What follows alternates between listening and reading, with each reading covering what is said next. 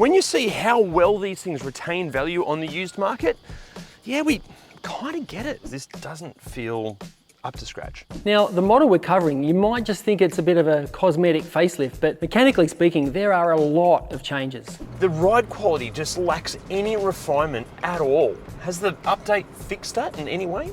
Now, you already know about the HiLux's amazing reputation for reliability. You know these are often one of Australia's highest selling cars, and you know Toyota arguably have an unmatched support network. But are the more recent examples still worthy of the hype? Are they worth the huge premiums they ask on the used market? And should you ever seriously consider buying a used example? Well, we're going to answer all of those questions and so many more. Like, what goes wrong with these? Actually, let's start with that. Actually, before we get into this, we just need to say a massive thank you to our sponsor for this video, Idemitsu. More on that later. Okay, first of all, starting with the exterior, quite a few owners have mentioned that the paint along the leading edge of the roof here, just where it meets the windscreen, is a little bit on the thin side, and if you get a stone chip, it can start to rust. But good news here, if you get onto that right away, it should mitigate the rust growing any further. And our hot tip here is to jump on the owners groups and forums, because there are plenty of great tutorials on how to sort that out.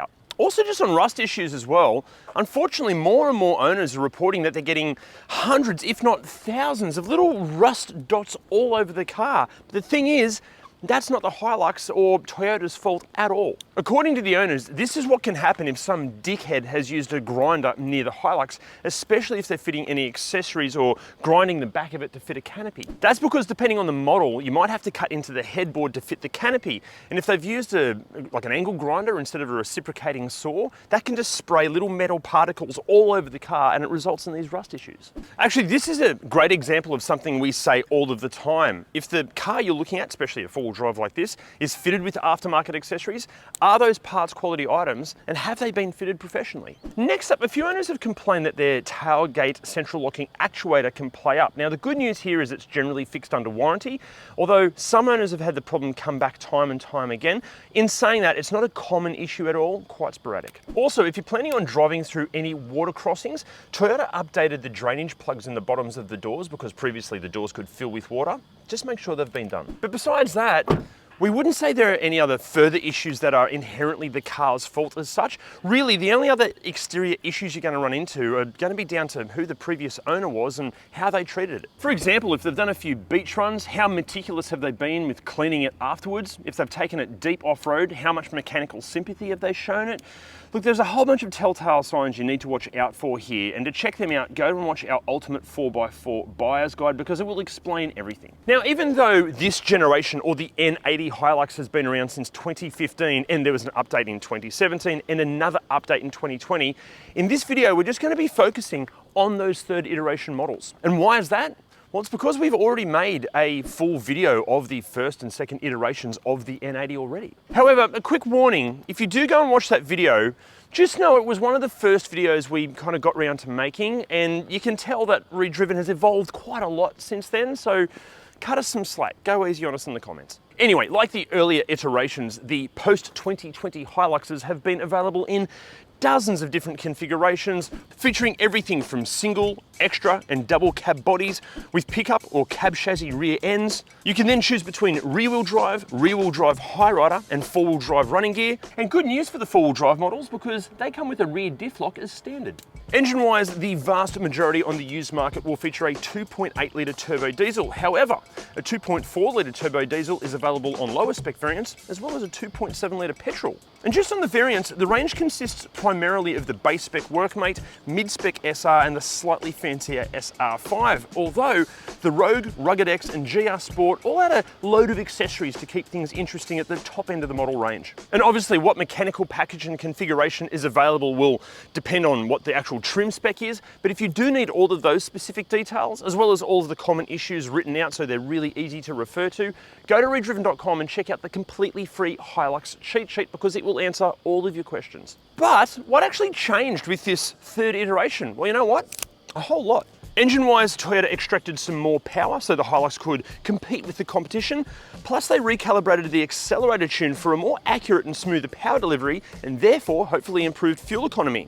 Plus recently, and depending on the spec, they added a 48-volt mild hybrid system to further improve fuel efficiency and limit emissions. The other benefit with this is that the stop-start system is far less intrusive. Suspension-wise, the shocks were recalibrated, the bushes were improved, and the rear leaf springs were revised to make the ride more comfortable when there's nothing in the tray. Plus, Toyota added a host of features like additional traction control functions, more safety tech, and they finally updated the infotainment system. Although it's not all good news for the infotainment system, but we'll cover that when we get inside. Now, pricing-wise, at the cheap end of the spectrum, high kilometre post-update workmates, they kick off from around about 25,000 bucks. At the other end of the spectrum, low kilometre near new like Rogues or even Rugged X's loaded with aftermarket accessories, sometimes over $100,000. But remember, we are talking about a HiLux here, so that means it is going to cop a fair bit of Toyota tax. That basically means that you're going to be paying a premium for a HiLux over an equivalent model from the competition. And look, plenty of people cannot justify this Toyota tax, but when you see how well these things retain value on the used market, yeah, we kind of get it. For example, this actual SR5 a couple of years ago was asking about $60,000. It owes about $70,000 with the aftermarket mods. Reed, that owns it, is currently selling it. You know how much he can expect to get for it? Yeah, about $70,000. Now look, if you are trying to identify between a pre and a post update car, the third iteration looks a lot more American. Now this hasn't happened by accident because Toyota have used the Tundra and the Tacoma as the inspiration for this update.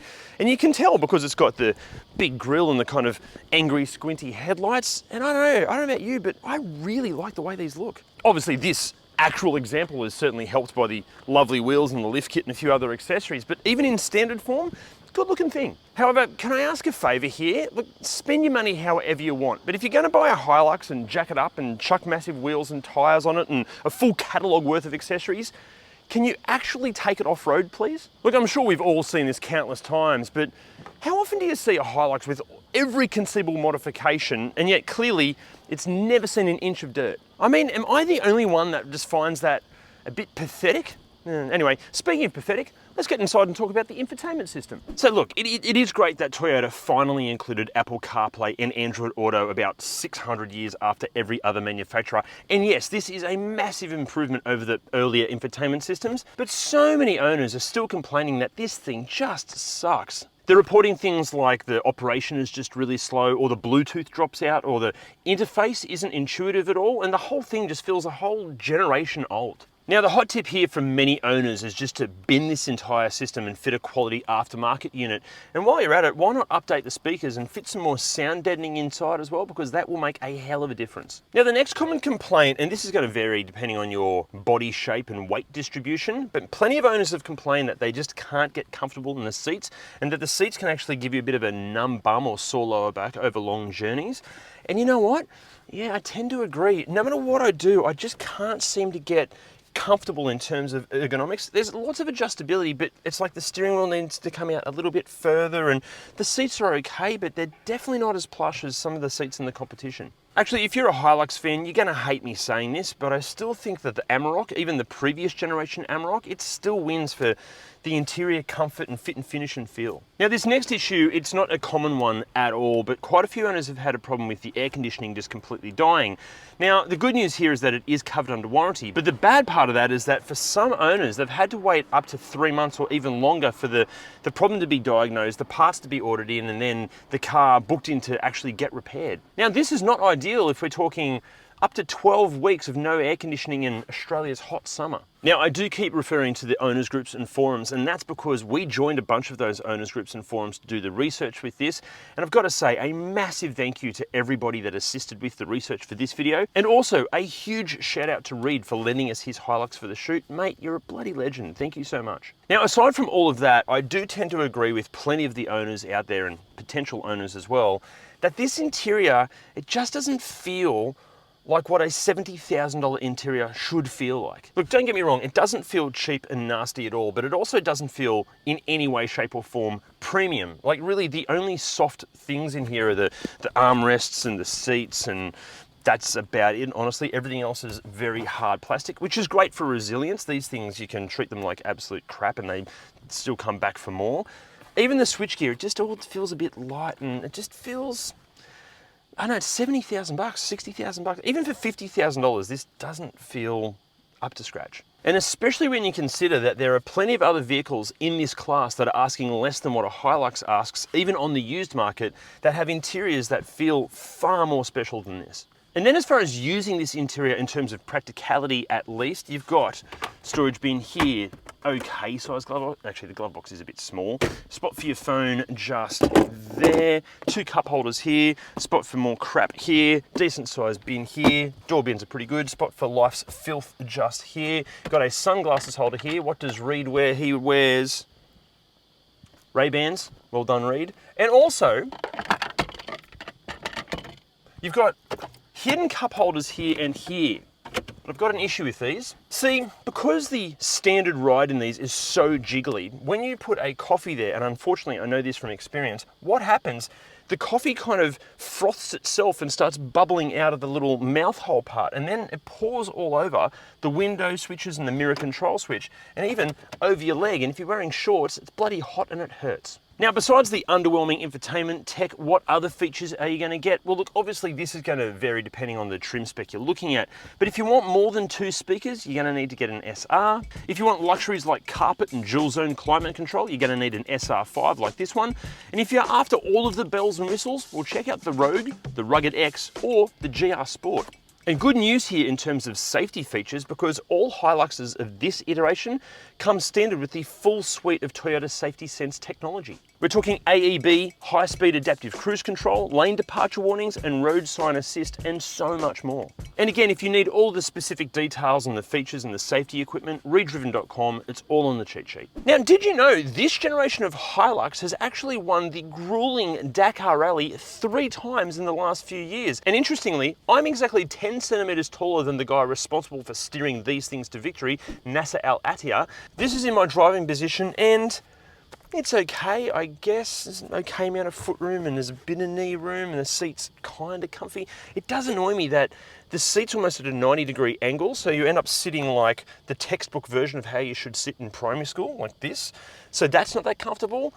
It's no better or worse than any other vehicle in this class. It's okay. However, there is a common complaint back here, and it's that this section of the seat doesn't fold forward. So if you want to put some slimline batteries in or a 12-volt system, it's so hard to get in there. Also, it's really hard to put seat covers on these because, again, it doesn't flip forward. These seats, they do flip up, so there's a little bit of storage under the seats, and you've got your own air vents here, but there's no USB ports. Got little pull-down hooks for your groceries just there. There's door bins, but good luck actually getting to the door bin if the door's closed and you've got legs of any form. And you can collect more of life's filth and crap just here. So practicality features in the back are okay-ish. Now when it comes to practicality in the back, well, obviously it's practical. It is a ute. And look, while it is great that the Hilux features one of the longest and widest tubs in its class, unfortunately, the gap between the wheel arches is one of the narrowest in the class. Also, it's great that Toyota upgraded the towing capacity from 3.2 tonne to 3.5 tonne for the automatic four-wheel drive models.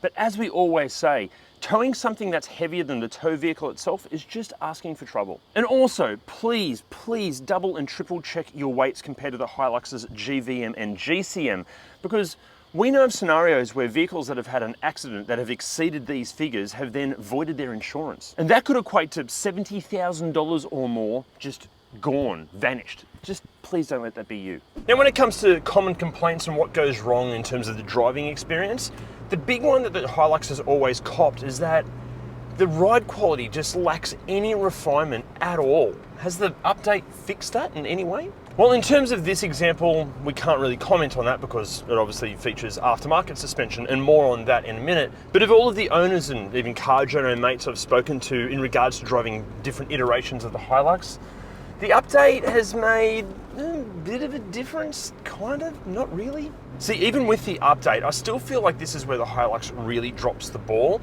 A Navara with the coil-sprung rear end, it's actually quite nice to drive on-road.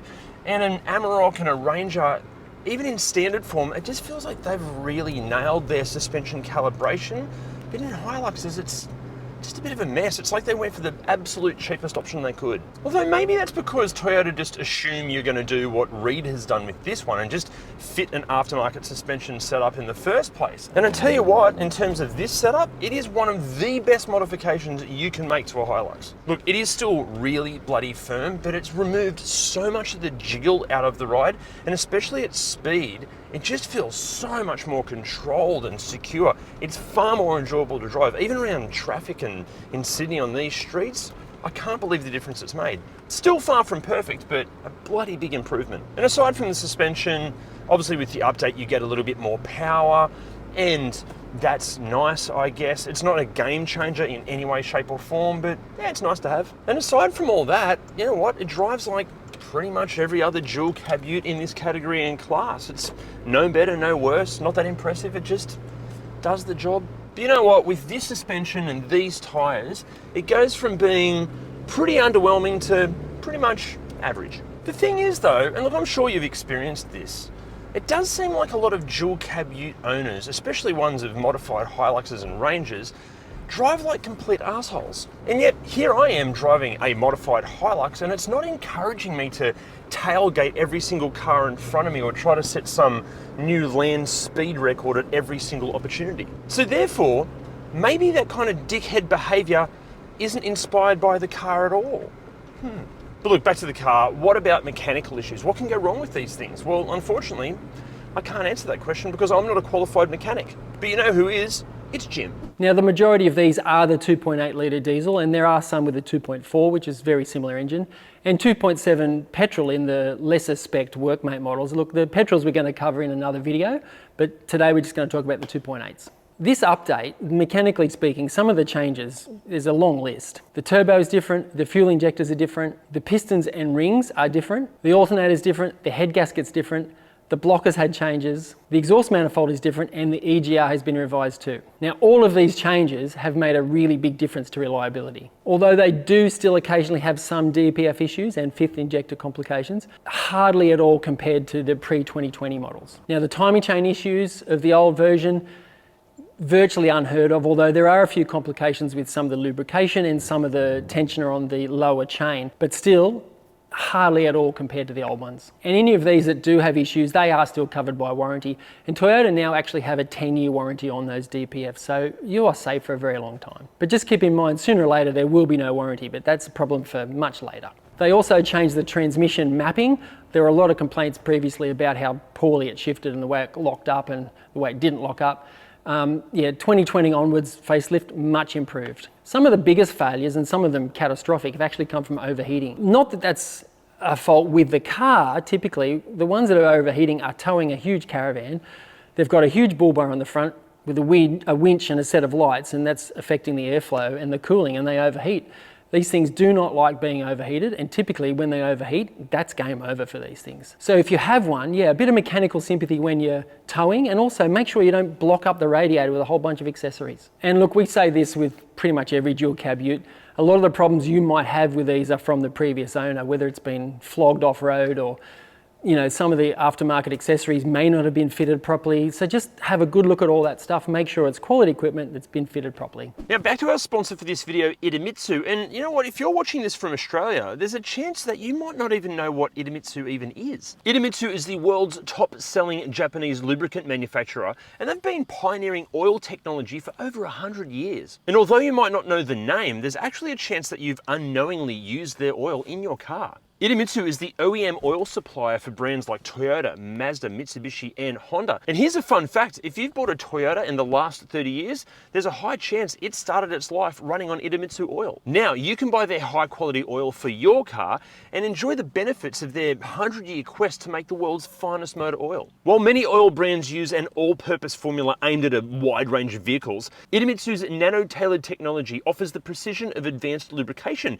ensuring optimal engine performance and protection specifically designed for Japanese cars. The importance of using the right oil for your car, it cannot be overstated. And with Idemitsu's oil, you're using a product that's been backed by decades of innovation and research. To explore the selection, hit the link below and consider trying Idemitsu for yourself. But the other issue that the HiLux has is just the huge range of other vehicles that you could buy instead. See, being one of the country's most competitive categories of car, you have the ever popular Volkswagen Amarok and Ford Ranger, which both will often ask Hilux style premiums.